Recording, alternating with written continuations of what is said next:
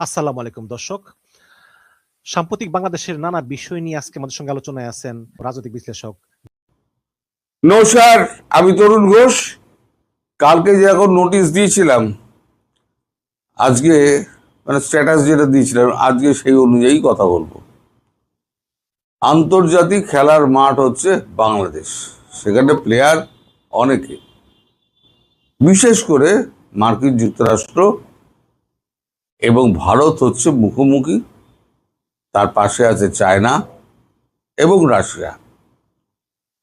আগে দেখা যাক যে পৃথিবীতে কতগুলো আপনার সংগঠন রয়েছে, পৃথিবীর সংগঠন যেগুলো, সেই সংগঠনগুলো আগে দেখা যাক, তারপরে বিচার করব কে কে কোন কোন দেশ কার কার পক্ষে রয়েছে। কারণ এগুলোর উপর নির্ভর করছে শেখ হাসিনার প্রত্যাবর্তনের ব্যাপার। এটা আগেই বলে দিচ্ছি, এখানে একটা ঘোট পাকছে। একটা হচ্ছে G7 দিয়ে শুরু করি, গ্রেটার 7 বা গ্রুপ অফ 7। যে গ্রুপ অফ 7-এ কিছুদিন আগে মোদি গিয়েছিলেন, ট্রাম্পের সঙ্গে সাইডলাইন বৈঠক হয়েছে। সেখানে কে কে আছে? গ্রুপ অফ 7 বিশ্বের শীর্ষ 7টি উন্নত অর্থনীতির দেশের জোট। মোট 7টি দেশ রয়েছে, যেগুলো হলো Canada, France, Germany, Italy, Japan, যুক্তরাষ্ট্র মানে ইউকে, মার্কিন যুক্তরাষ্ট্র, এছাড়া ইউরোপিয়ান ইউনিয়ন G7-এর সমস্ত বৈঠকে অংশগ্রহণ করে থাকে। মালদার পার্টিদের সংগঠন। এবার আসুন G20। নামটা G20, আসলে কিন্তু আছে 19টা দেশ। কারা কারা রয়েছে? Argentina, Australia, Brazil, Canada, China, France, Germany, India, Italy, Japan, Mexico, Russia, Saudi Arabia, south Africa, south Korea, turkey, United kingdom, United states. এছাড়া আরও দুটো দেশ রয়েছে যারা এখানে অন্তর্ভুক্ত নেই। তারা হচ্ছে বাইরে থেকে তারা আসে।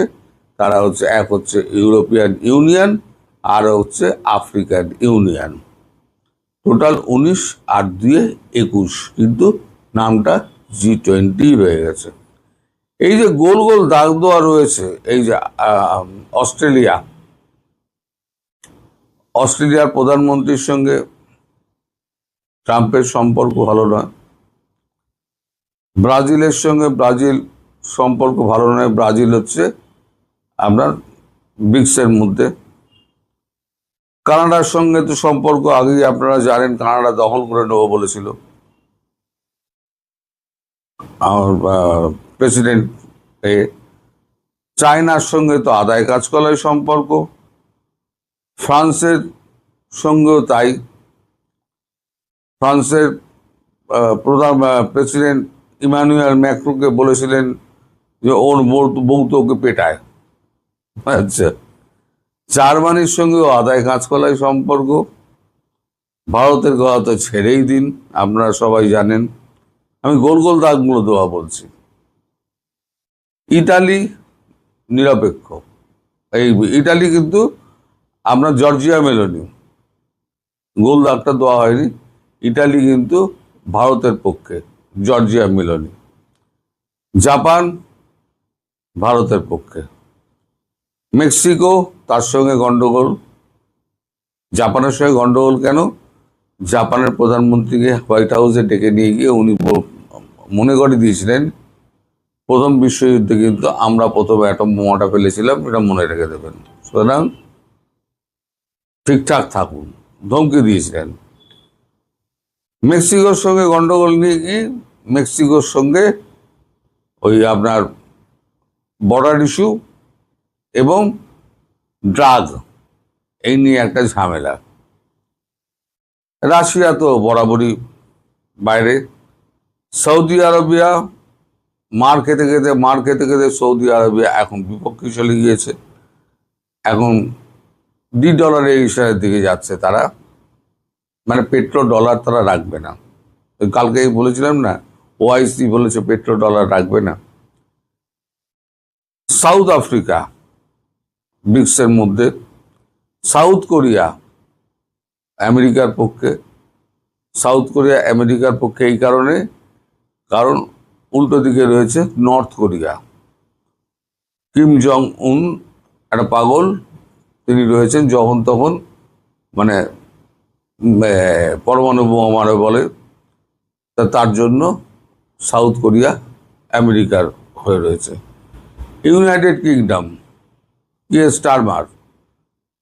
স্টারমারের সঙ্গে সম্পর্ক ভালো নয়। যখন ইউরোপিয়ান ইউনিয়নের প্রতিনিধি দল যখন এই ইউরোপিয়ান ইউনিয়নকে ডেকে পাঠালেন, হোয়াইট হাউসে সবাই মিলে গেলেন, সেখানে চূড়ান্ত অপমানিত হলেন সবাই। আপনার সেই ছবির কথা মনে আছে।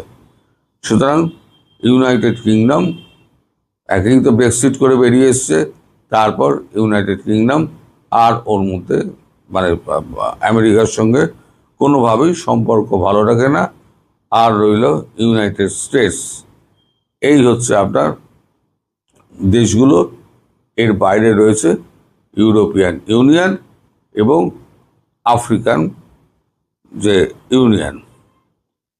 এবার মোদিজি কি করেছে, মোদিজি সমস্ত আফ্রিকান কান্ট্রিগুলোতে, ল্যাটিন আমেরিকা আফ্রিকান কান্ট্রিগুলোতে ঘুরছেন।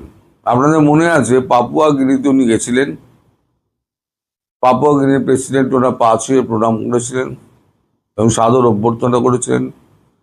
সম্প্রতি 29-30 দুদিন তিনি সেশেলস ঘুরে এলেন। এই সেশেলস হলো পূর্ব আফ্রিকার মূল ভূখণ্ডের পূর্বে মাদাগাস্কার উত্তর পূর্ব ভারতের বঙ্গোপসাগরে অবস্থিত একটি ক্ষুদ্রতম রাষ্ট্র। এটি প্রায় 115টি দ্বীপের সমন্বয়ে গঠিত। এই রাজধানী হচ্ছে বৃহত্তম শহর ভিক্টোরিয়া, যা দেশের প্রধান দ্বীপ মাহেতে অবস্থিত। সেশেলসের ভৌগোলিক অবস্থান সম্পর্কে নিচে দেওয়া হলো।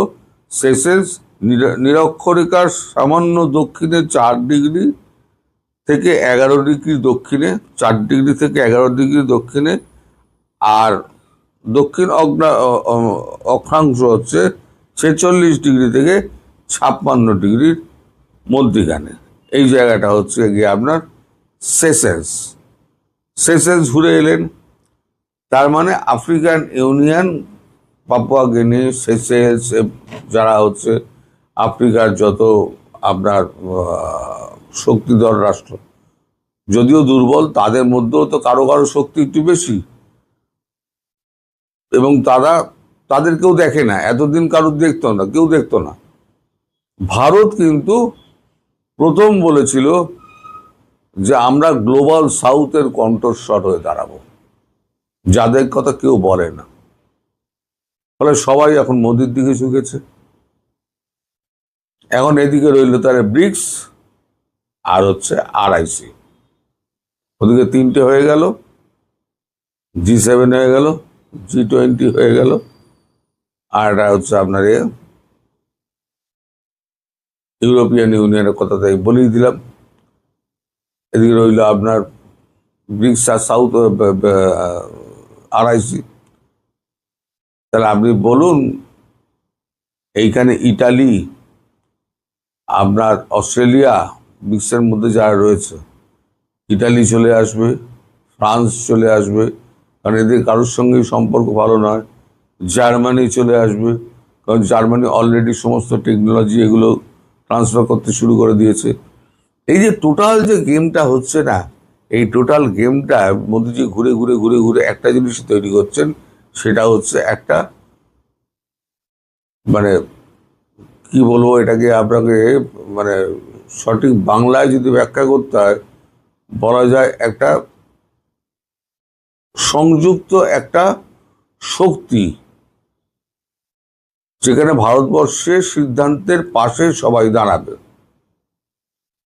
এই যে বাংলাদেশ প্রসঙ্গে সবাই জানে যে আমেরিকা প্রথমে অস্থির করে সুস্থির রাষ্ট্রকে আপনি সারা পৃথিবী দেখুন, যেখানে যেখানে গন্ডগোল হয়েছে, এই ইরাক থেকে সিরিয়া পর্যন্ত সর্বত্র সর্বত্র, লাস্ট আফগানিস্তান, লাস্টে ভিয়েতনাম যুদ্ধে হেরে ফিরে এলো, আফগানিস্তানও শেষটাও তাই, যুদ্ধে হেরে ফিরে এলো, বিলিয়ন্স অফ রুপিস খরচা তারা করে। কিন্তু এখন যা অবস্থা, আমেরিকাকে আর কেউ বিশ্বাস করে না। আমেরিকার সৎ উদ্দেশ্য থাকলেও কেউ কিন্তু বিশ্বাস করবে না। এবার আসি শেখ হাসিনার প্রসঙ্গে। ভারত কি করছে? ভারত করছে যে এই সমস্ত রাষ্ট্রগুলোকে এক করছে, দিয়ে এবার ইউনাইটেড নেশনস চিঠি পাঠাবে যে বৈধ প্রধানমন্ত্রী তাকে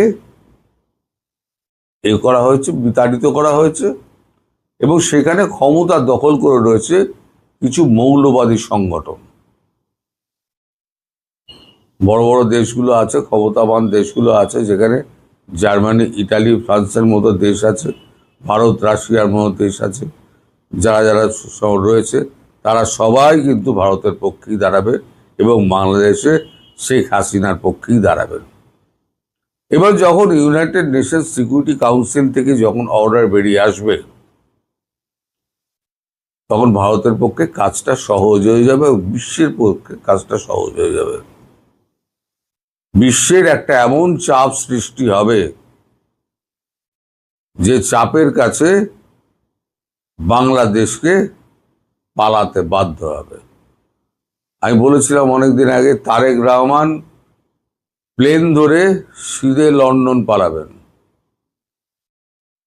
দেশের মধ্যে যা পরিস্থিতি হচ্ছে, তারেক রহমান শিগগির প্লেন ধরে দেখবেন কোন দিন ভোরবেলা লন্ডন পাড়ি দিয়েছেন, সেখান থেকে তিনি ওই আপনার রেজিস্ট্রেশন পেপার পাঠিয়ে দেবেন যে আমি আর এই দেশের প্রধানমন্ত্রী নেই, দেখে নেবেন। কারণ আওয়ামী লীগকে ঠেকানো, আমি ভেতরের খবর জোগাড় করেছি, যদি শেখ হাসিনা যেদিন বলবেন আমি ফিরছি, সেদিন মোটামুটি আপনার পুরো ঢাকা শহর দখল করতে, ততক্ষণে গ্রামগঞ্জ থেকে সমস্ত চিড়ে মুড়ি নিয়ে সব হাঁটা দেবে ঢাকার দিকে। যদি প্লেনে যান, আমি যা শুনেছি, যদিও প্লেনে যান, তাহলে ওখান থেকে ওনার বাড়ি গিয়ে পৌঁছাতে লাগবে অন্তত 8 ঘন্টা থেকে 10 ঘন্টা। আর যদি বাই রোড যান, তাহলে অন্তত 3 দিন লাগবে। তার আগেই দেখবেন ওই সেনাবাহিনী ব্যারাকে ঢুকে গেছে, পুলিশ তো মাঠে নামবেই না। তারপর পরিস্থিতি কি হবে সে তো আপনারা বুঝতেই পারছেন, তা আমি আর ভেঙে বলবো না, মানে এখানে অনেক রকম সমস্ত বিধিনিষেধ আছে। আপনারা বুদ্ধিমান মানুষ, আপনারা ভেবে দেখুন যে কি হতে পারে না হতে পারে। ডক্টর জাহিদুর রহমান, যিনি বর্তমান প্রধানমন্ত্রী তারেক রহমানের তথ্য ও সম্প্রচার বিষয়ক উপদেষ্টা, তিনি মাত্র 1.5 বছর আগে বলেছিলেন তিনি দিল্লিতে বসে শেখ হাসিনা কি বলছেন সেটি শুনতে চান। বলেছিলেন তারেক রহমানের মতো শেখ হাসিনার বক্তব্য প্রচারে নিষেধাজ্ঞাও উদ্ভট ও হাস্যকর। 1.5 বছরের ব্যবধানে তারেক রহমানের সরকার আমলে যখন বাংলাদেশের সাবেক প্রধানমন্ত্রীর দেশে ফেরার ঘোষণা আন্তর্জাতিক মিডিয়াতে ব্যাপক আকারে প্রকাশিত হচ্ছে, তখন ডক্টর জাহেদ বাংলাদেশের গণমাধ্যমকে সতর্ক করে দিচ্ছেন আদালতের নিষেধাজ্ঞার বিষয়টি স্মরণ করে দিয়ে। যদিও আদালতের নিষেধাজ্ঞাটি হিংসাত্মক বক্তব্য প্রচারের ক্ষেত্রে। প্রশ্ন উঠেছে, হঠাৎ করে সরকার কি এমন চাপে পড়লো যে কারণে 1.5 বছর আগের নীতি বা বক্তব্য থেকে সরে আসলো? কি প্রয়োজন পড়েছে শেখ হাসিনার বক্তব্য প্রচার নিষেধাজ্ঞা আরোপের? গণমাধ্যমের খবরে বলা হচ্ছে, বিগত অন্তর্বর্তী সরকার আমলেও শেখ হাসিনার বক্তব্য প্রচারের ক্ষেত্রে নিষেধাজ্ঞা দেওয়ার চেষ্টা করা হয়েছিল, কিন্তু ফল হয়েছে ঠিক উল্টো। তাদের সামাজিক যোগাযোগ মাধ্যম ও দেশের বাইরের সংবাদ মাধ্যমে তা ঠিকই প্রচারিত হয়েছে। নিষেধাজ্ঞার কারণে শেখ হাসিনার বক্তব্যের প্রতি মানুষের আগ্রহ আরো বেড়েছে। গুগল ট্রেন্ডসের তথ্যে সেটার প্রমাণও মিলছে। প্রশ্ন হলো সরকার কিভাবে এই ট্রেন ঠেকাবে। আবার দেখা যাচ্ছে 1.5 বছরের বেশি সময় আগে টাইম ম্যাগাজিন শেখ হাসিনা যে প্রক্রিয়া ফিরতে পারেন বলে ইঙ্গিত দিয়েছিল তার অনেক কিছুই এখন মিলে যাচ্ছে। সরকার কি সেই প্রক্রিয়াগুলোর গতি রোধ করতে পারবে? আবার শেখ হাসিনার বক্তব্য নিয়ে সরকার যখন বিচলিত তখন আওয়ামী লীগের পক্ষ থেকে আবারও দেশব্যাপী মিছিলের ঘোষণা এসেছে। প্রশ্ন হলো, এই যে সেনাবাহিনীর একটু সিভিল অ্যাডমিনিস্ট্রেশনের মেয়াদ শেষ, এখন কি সরকার আওয়ামী লীগকে ঠেকাতে নতুন করে মেয়াদ বাড়াবে? বিস্তারিত জানতে চলুন যাওয়া যাক বিশ্লেষণে।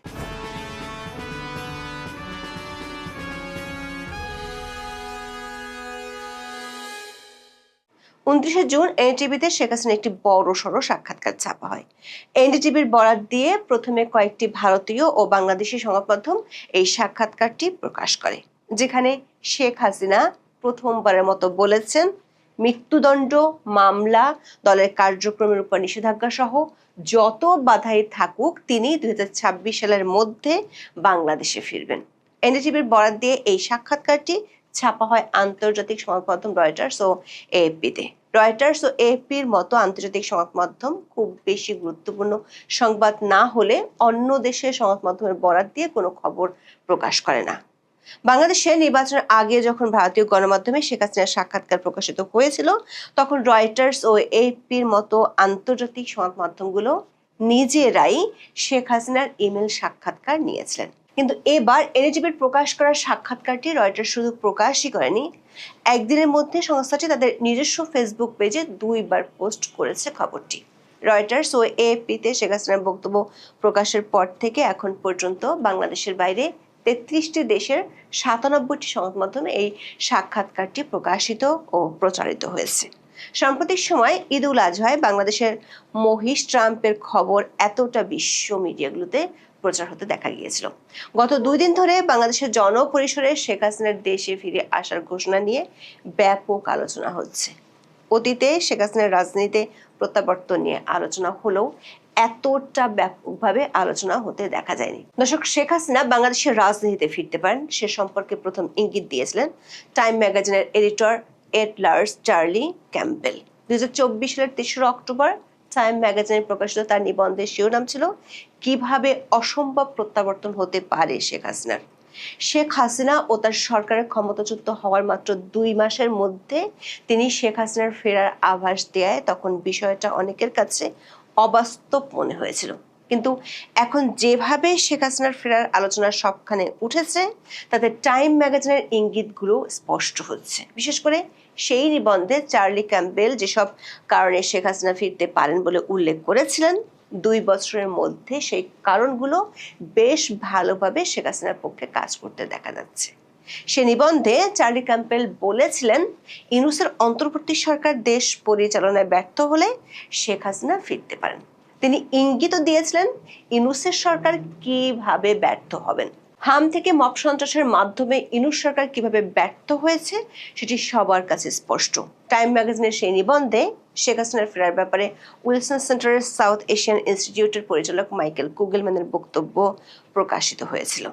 কুগেলম্যান তখন বলেছিলেন শেখ হাসিনার প্রত্যাবর্তন বেশ সম্ভব। তিনি বলেছিলেন দক্ষিণ এশিয়ার পরিবারতান্ত্রিক রাজনীতির ইতিহাস ঘাটুন, দেখবেন পরিবারতান্ত্রিক রাজনৈতিক দলগুলোকে কখনোই বাতিলের খাতায় ফেলতে পারবে না। যদিও এনডিটিভিতে শেখ হাসিনার সাক্ষাৎকার ছাপা হওয়ার পর মাইকেল কুগেলম্যানের একটি উদ্ধৃতি দিয়ে সামাজিক মাধ্যমে একটি ফটোকার্ড প্রচার হতে দেখা গেছে, যেখানে তিনি বলেছেন তিনি বিশ্বাস করেন না শেখ হাসিনা ফিরতে পারবেন। অবশ্য 2024 সালের 19 জানুয়ারি এই মাইকেল কুগেলম্যান নিজের কলামে বলেছিলেন বিশ্বের পরাশক্তিগুলোর মধ্যে ভারসাম্য রক্ষায় বিশেষ পারদর্শী শেখ হাসিনা। বাংলাদেশে এখন শেখ হাসিনার ফেরার স্পষ্ট ঘোষণা নিয়ে যে আলোচনা, সেখানে প্রশ্ন উঠেছে শেখ হাসিনা কিংবা তার দলের এই বৈশ্বিক পরাশক্তিগুলোর সাথে যোগাযোগের দক্ষতায় কি কাজ করছে। বিশেষ করে গত 9 মে থেকে শেখ হাসিনা যতগুলো মিডিয়াতে ইমেল সাক্ষাৎকার দিয়েছেন তার সব কটিতে তিনি বলেছেন তিনি ও তার দলের নেতারা ফেরার ব্যাপারে নীরবে কাজ করে যাচ্ছেন আন্তর্জাতিক মহলে। এক ধরনের ওপেন সিক্রেট আলোচনা আছে ভারত, যুক্তরাষ্ট্র ও ইউরোপীয় ইউনিয়নভুক্ত কিছু শক্তিশালী দেশ এক্ষেত্রে একমত হলেই পরিস্থিতির নাটকীয় মোড় দেখা দিতে পারে। কূটনৈতিক সূত্রগুলো বলছে এই দেশগুলোর প্রতিনিধিদের মধ্যে বাংলাদেশের রাজনীতির সাম্প্রতিক কিছু বিষয় নিয়ে আলোচনা হয়েছে। বিশেষ করে একদিকে আওয়ামী লীগের কার্যক্রম নির্বাহী আদেশে ঠেকিয়ে রাখা হচ্ছে, বিনা বিচারে ও হেফাজতে নির্যাতনের সংখ্যা বাড়ছে, অন্যদিকে জঙ্গি সংশ্লিষ্টতার অভিযোগ আছে এমন ব্যক্তিরা অবাধে মিছিল ও সমাবেশ করছে। এসব কারণে বাংলাদেশকে ঘিরে দক্ষিণ এশীয় আঞ্চলিক নিরাপত্তা পরিস্থিতি নিয়ে পরাশক্তিগুলোর নজর এবং নিজেদের মধ্যে বিষয়টি নিয়ে আলোচনা বেড়েছে। তবে পর্দার আড়ালের এসব আলোচনার খবর জনসমক্ষে না আসলেও শেখ হাসিনাকে নিয়ে খবরের ছড়াছড়ি পড়ে গেছে। গুগল ট্রেন্ডসের তথ্য অনুযায়ী গত 2 দিনে রাজনৈতিক ব্যক্তিত্বের মধ্যে বাংলাদেশ থেকে শেখ হাসিনার নাম দিয়ে বেশি সার্চ করা হয়েছে। স্বাভাবিকভাবে বিষয়টি নিয়ে বাংলাদেশ সরকারের শীর্ষ মহলেও আলোচনা হয়েছে। অবশ্য শেখ হাসিনার বক্তব্য খণ্ডানোর চেয়ে তার বক্তব্য প্রচার কিভাবে ঠেকানো যায় সেই দিকেই সরকার নজর বেশি বলে মনে হচ্ছে। বাংলাদেশের প্রথম সারির বেশিরভাগ সংবাদ মাধ্যমে এনটিভিতে প্রচারিত শেখ হাসিনার সাক্ষাৎকারটি প্রকাশ করেনি। তারপরও মঙ্গলবার সচিবালয় তথ্য অধিদপ্তরে এক ব্রিফিংয়ে সাংবাদিকদের প্রশ্নের জবাবে প্রধানমন্ত্রীর তথ্য ও সম্প্রচার বিষয়ক উপদেষ্টা জাহিদুর রহমান বলেছেন, শেখ হাসিনার সাক্ষাৎকার প্রকাশ বা প্রচারের বিষয়ে দেশটির সংবাদ মাধ্যমগুলোকে সতর্ক করা হবে।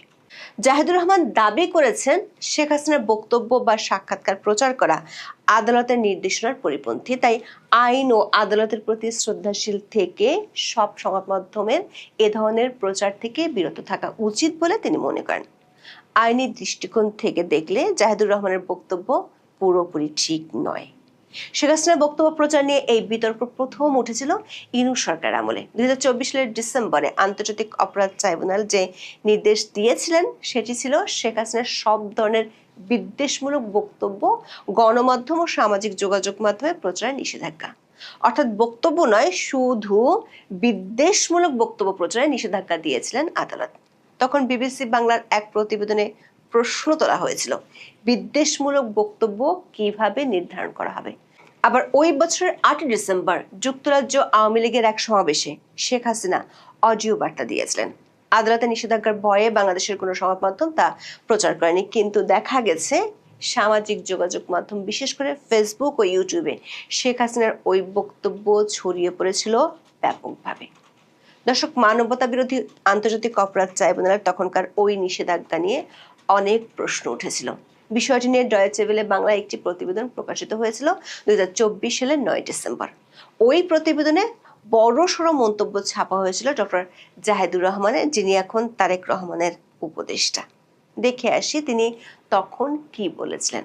ডয়েচে ভেলে বাংলার ওই প্রতিবেদনটিতে হুবহু ছাপা হয়েছিল এভাবে: নির্বাচন ব্যবস্থা সংস্কার কমিশনের সদস্য এবং রাজনৈতিক বিশ্লেষক অধ্যাপক ডক্টর জাহিদুর রহমানের কথা, শেখ হাসিনা লন্ডনে যে বক্তব্য দিলেন গতকাল রবিবার, সেটা কি আমরা শুনিনি? আমরা শুনেছি। ফলে নিষেধাজ্ঞা দিয়ে আটকানো যায় না, কোনো না কোনোভাবে পৌঁছে যায়। ডক্টর জাহিদুর রহমান তখন বলেছিলেন, শেখ হাসিনার পতনের পর তিনি একটা পলিটিক্যাল ইস্যু, ভূ রাজনীতির জন্য গুরুত্বপূর্ণ হয়ে উঠেছেন। তিনি ভারতে বসে কি বলতে চাইছেন তা বুঝতে চান, শুনতে চান। শেখ হাসিনার বক্তব্যে তাই নিষেধাজ্ঞা দেওয়ার কিছু নেই, প্রয়োজন নাই। অথচ মাত্র 1.5 বছরের ব্যবধানে ডক্টর জাহিদুর রহমান ক্ষমতায় বসে এখন বলছেন শেখ হাসিনার বক্তব্য মিডিয়াতে প্রচার করা যাবে না। প্রশ্ন হলো, ইনূসের আমলে যদি শেখ হাসিনার বক্তব্য ঠেকানোর প্রয়োজন না হয়, বিএনপি আমলে কেন ঠেকানোর প্রয়োজন হচ্ছে? বিশেষজ্ঞরা বলছেন, এ ধরনের নিষেধাজ্ঞা দিয়ে আসলে বক্তব্য প্রচার বন্ধ করা যায় না। আগে তারেক রহমানের বেলাতেও এমন নিষেধাজ্ঞার সীমাবদ্ধতা লক্ষ্য করা গেছে। তারা মনে করেন এমন নিষেধাজ্ঞা দিয়ে হয়তো বাংলাদেশি মিডিয়ায় শেখ হাসিনার বক্তব্য প্রচার বন্ধ রাখা যাবে, কিন্তু সামাজিক যোগাযোগ মাধ্যম ও দেশের বাইরের সংবাদ মাধ্যমে তা ঠিকই প্রচারিত হবে। বা নিষেধাজ্ঞার কারণে তার বক্তব্যের প্রতি মানুষের আগ্রহ আরো বেড়ে যাবে বলেও মনে করেন তারা। শেখ হাসিনা সরকারের সময় 2015 সালের 6 জানুয়ারি হাইকোর্ট তারেক রহমানের বক্তব্য, বিবৃতি, অডিও ও ভিডিও প্রচারে নিষেধাজ্ঞা দিয়েছিল। সেই নিষেধাজ্ঞা তখন তেমন কাজে আসেনি বলে মনে করেন তারা। তারেক রহমানের উপর সেই নিষেধাজ্ঞা শেখ হাসিনা সরকারের পতনের পর গত 22 আগস্ট প্রত্যাহার করা হয়। একাধিক সূত্র বলছে, শেখ হাসিনার এমন সময়সীমা ঘোষণায় শুধু সরকারের শীর্ষ মহল নয়, কূটনৈতিক পাড়ায় বেশ জোরে সোরে আলোচনা হচ্ছে। সরকার একটি সূত্র বলছে, শেখ হাসিনা নেহাতি দলকে চাঙ্গা করা কিংবা বলার জন্য বলতে গিয়ে দেশে ফেরার সময়সীমা উল্লেখ করেননি।